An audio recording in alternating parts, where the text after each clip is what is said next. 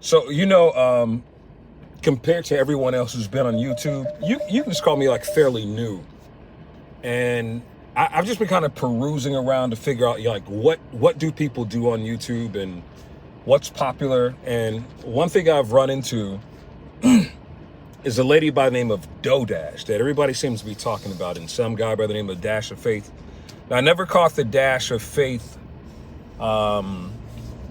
videos, but I have seen Dodash's video, and I think I first saw the one video that really popped off for her when she made her first check. I think it was from AdSense under the name Dodash, and she seemed very positive, and that just gave everyone hope to be the very best version of themselves, whatever that looks like, which I thought was pretty cool.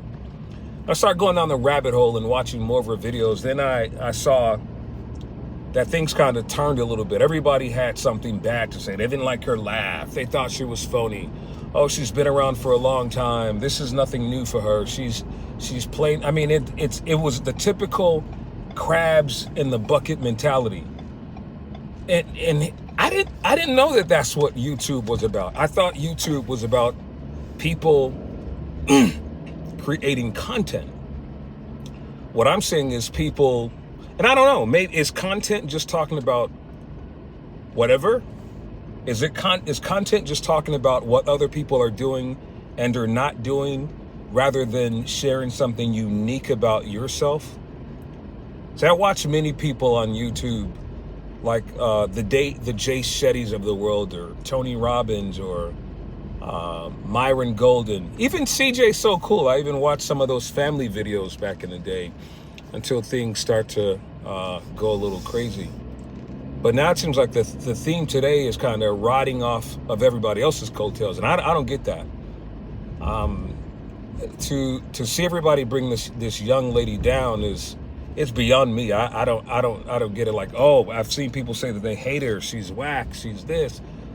But my question is, like, what are you doing? Like, what are you doing in real life that you can just kind of bring over to Instagram? I think once you figure that thing out, it's gonna work for you. What I saw happen with Dodash was that in real life, she was hustling. She was door dashing. She was dashing for the dough. And that seemed to work because she was speaking to people that can relate to her, that were looking for different sources of income. And that worked for her. But people didn't like it. I think people didn't like the way that she would laugh, and they were saying that she is too over the top, and she's always screaming. She's like, oh my God. Maybe she just understands the psychology of people. I like her though. I mean, I like her. There's not much that we can, somebody like me can learn from her. Well, let me take that back. I'm a professional broadcaster and voiceover talent and coach, so I can learn actually a lot from her, and that's being the truest version of myself rather than being always the teacher. Sometimes we can learn to share with people rather than just putting out. We can allow people into our lives. That's one thing I learned from her, and it's nothing new, but it's just the way that she shares, which I think it's I really like it. I mean, she's been the truest version of who she is. I mean, that's who she is. She gets on here. She may not comb her hair. She's showing you that she's getting her edges done. She's dyeing her hair. That's just who she is, and she's explained that she's been a quirky person most of her life, and people have always had something to say about her. But she's coming on here. She's been her quirky self, and people are loving it. But what I've learned in life is that when people love you, hate comes along with that. Disdain, jealousy, dislike, because other people like you. It reminds people again that through all of their hard work, they're not doing something right. And maybe what you're not doing right is just being yourself. I mean, that's my only guess. Because I tell you something, when I first started on YouTube, I started under the name of The Boxing Voice. That was my channel that I had. And I remember when I posted one video, it was back in the Manny Pacquiao era, and it was back in 2015, I want to say. And that video just took off. It just took off. And like overnight, I woke up one day and it had like 56,000 views. And I was like, what in the heck is this? So I just kept posting videos and I would do my commentary on it. You know, I was pretty good with editing, so I'd stop the video and I go, all right, Manny Pacquiao's in the ring. He's and I'm doing my little announcer because that's what I am in real life. I'm a radio personality, host, announcer, broadcaster, whatever you want to call it. I've done that for most of my life. So I did that and people thought it was pretty cool. You know, this 30-something-year-old guy at the time posting these videos, and he sounds like the professional guy, but he's in his home. And some people saying, oh, this young guy's in his basement, not knowing that I had a whole professional radio career. I worked in Chicago and Miami and New York, and I've done this for a long time. And there's some more things about me, but it ain't about me. But the point that I'm making is that when I made those videos, that was my niche. It was boxing. So all the boxing fans found me, right? If you figured out whatever that niche is, if it's education, if it's finance, if it's entertainment, if it's, you know, how-to videos, celebrity gossip, whatever it is you do, stay true to that. But here's the other part. This is the other part that a lot of people don't share with you. Some people get high numbers, but after a while people plateau. They don't grow higher than that because it's the same thing over and over again. You got to let people in. Let me turn this down. Okay, I'm sorry about the AC. But you got to let people in rather than always pushing out. Invite people into your world. Let them know who you are, what you do. Let them know your wins, your losses, your ups and your downs. I think the more that you do that, the more people will trust who you are. And if you're trying to sell a product, try to sell a product without selling a product. Honestly, the work comes in just being, you know, true to who you are. When I started that boxing channel, it was a very successful channel. And then I tried to do it again, and it kind of caught off slow because I stopped for a while and I got back in the radio and I ignored the channel altogether. And eventually, those people went somewhere else, and I tried to do it again, and I got a few views here and there, but it just wasn't the same anymore. It wasn't the same anymore. And then I abandoned the page. Then I started all over again. And now the people that were there, they were like, okay, what is this? This is not, it's not what we signed up for. We didn't sign up for positive talk. We didn't sign up for Rick Party's notebook. We don't know what this is about. So that's what I'm doing. I'm being the truest version of myself. That's what Rick Party's notebook is all about. It's news and stories from around the world and in my life and community. I decided to share that. I love storytelling. I love positive words of affirmation. I love inspiring people. That's who I am. I know it's a little boring, but I'm okay with that. But there's a space for that. There's a group of people that like that want to hear that. And I want to be able to share that with them, and it feels good to me. I feel comfortable in that. And it's okay. I've had all the fame and fortune, being a radio host and being the voice of many networks. Just go to rickparty.com and you'll see the stuff that I've done. I've had that. I love the fact that I could sit down in peace, and now I'm in a place where this is a whole new platform for me where I have to figure it out. I have to get used to people seeing my videos. I have to get used to seeing, hey, I only got 28 views today.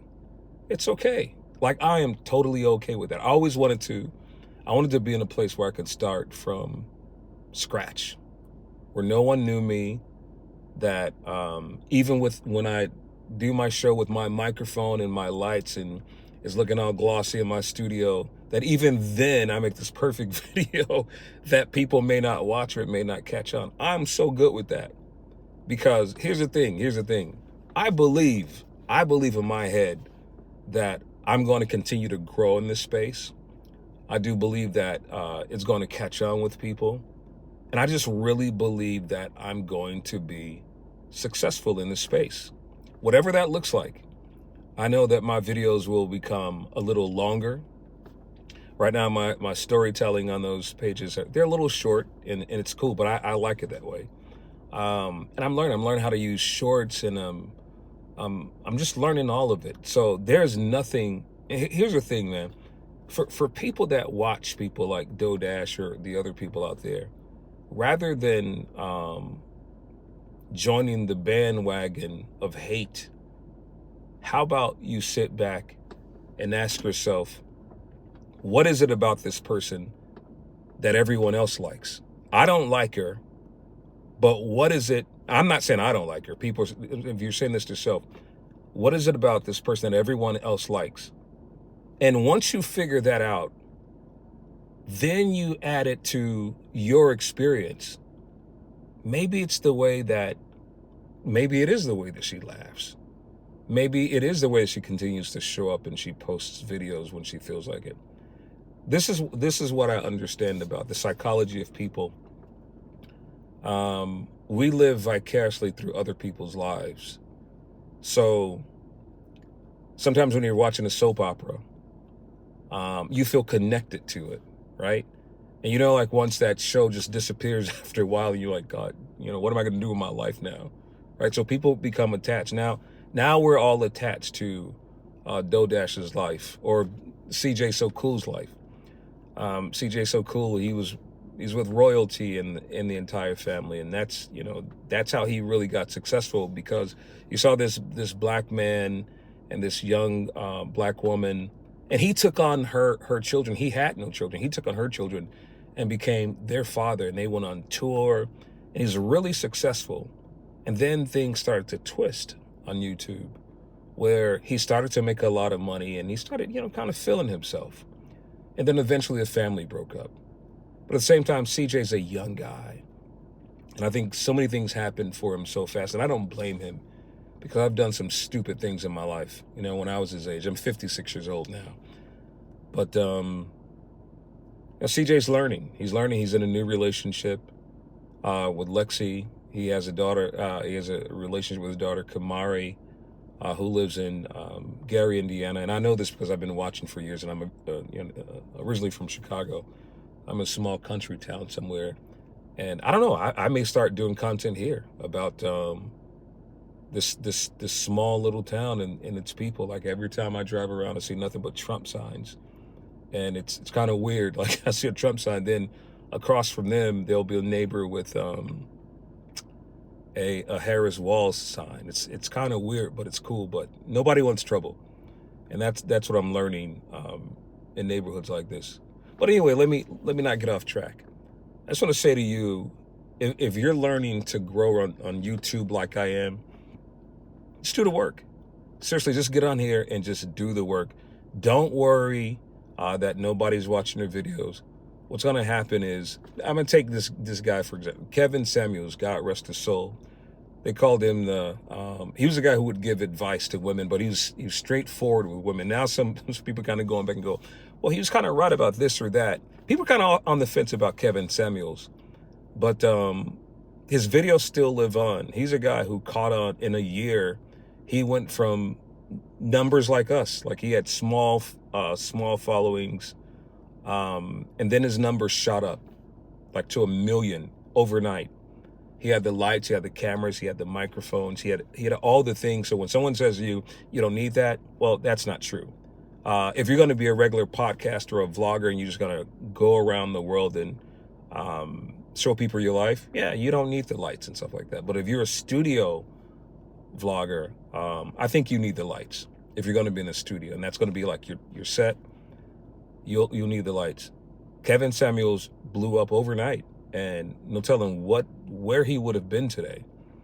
But from what he did, his look, his lights, his audio setup, uh, the way he'd take callers. It was a modern day radio.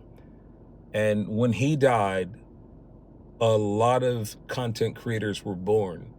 Now, some of them are doing it the wrong way, but they understood the power of social media. So I'm going to say to you once again in closing, I'm going to leave you with this. If you want to grow on social media, I want you to be the truest version of yourself. If there's something you want to talk about in particular and you don't know what to talk about, I'm telling you, ChatGPT could be your best friend. And if you don't know what ChatGPT is, imagine an assistant. Imagine you're like a 5-year-old and you don't understand anything. You don't know how to write a paper. You don't know how to do anything, but you go to ChatGPT and you ask it to write something for you or help you figure out an idea. And say, okay, and they figured out an idea for whatever it is you want to do. Let's say if it's gardening, and you go to ChatGPT and say, hey, I want to talk about gardening. Okay, then it's going to say, well, what do you want to talk about? And then you're going to answer it. So rather than, it's going to answer you question by question. Rather than going that long route, just tell it everything. Say, hey, I don't know what to say. I don't know what to do. I want it to be about maybe 5 to 10 minutes to start off. And help me out.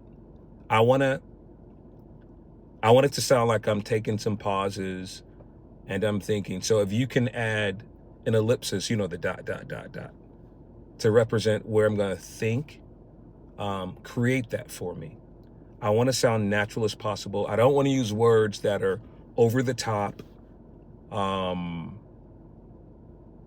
And just continue to talk to it I hate to say this word, but I'll just say this, like you're illiterate. And I'll say that. I don't want to say the D word. Continue to talk to it like you don't know nothing. And it will spit out whatever you want. And if you don't like it, you just ask it to do it again and again. It never stops. It never gets tired. I've got the paid version. And I use it for so many things. I use it for my radio show if I want to talk about something. And there's sometimes I may have the foggy brain. I don't know what to talk about. I go to ChatGPT. It helps me with a lot of things. I love to write. There's nothing like writing with a pen and pad, because once the pen hits the paper, it's like the brain comes alive. And studies show that when you use a pen and paper, the mind commits to memorizing what it wrote, and miraculously sometimes words that you never even thought of will come from that pen on your pad. And then even though that's beautiful, you can actually still go to ChatGPT and this is a cool part. You can copy it with the paid version now, right? You can copy it, what you wrote, and ChatGPT will transcribe it. And then you could say to Chat, all of this I wrote, can you fix it for me? Don't use any fancy words.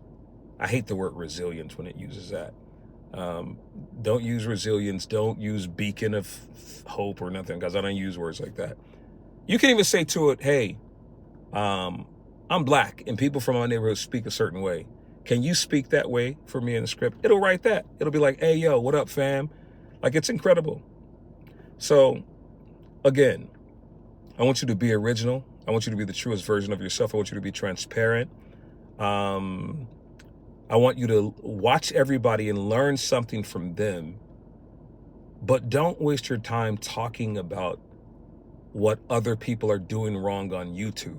Stop counting people's money. That's not a thing. If you want to talk about somebody, take the Tasha K route or something like that and do celebrity news. That's going to pay real bucks. It worked for Wendy Williams. It worked for Joan Rivers and a lot of people. And that's a real job for people. But talking about other YouTubers, that ain't it.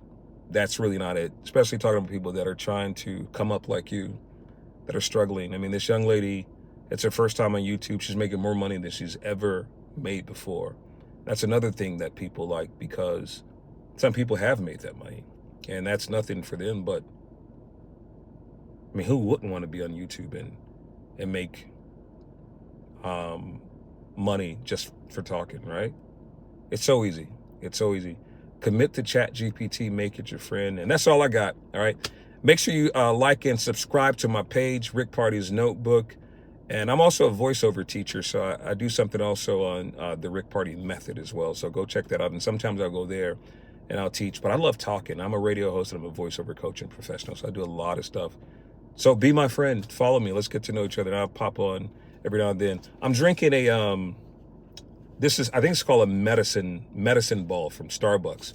This is a pretty good drink. I'm actually getting over COVID, and so this is helping me. I got on the radio today, and I do my radio show in Chicago from the little town that I live in Georgia through modern technology. So I plug up my microphone, and I'll let you guys see this. I'm going to post videos for that for you to see. And I'm just getting over COVID, and I'm trying to get my voice back. So I'm drinking this tea before I go do my radio show. But I want to go just talk to you guys after I dropped off my daughter and going back home. So I hope you learned something. If you have any questions, feel free to hit me up. All the information is in my about. I'm easy to find. Make sure you comment in my community, and let's be friends. That's all I got. All right. Bye, guys. Peace.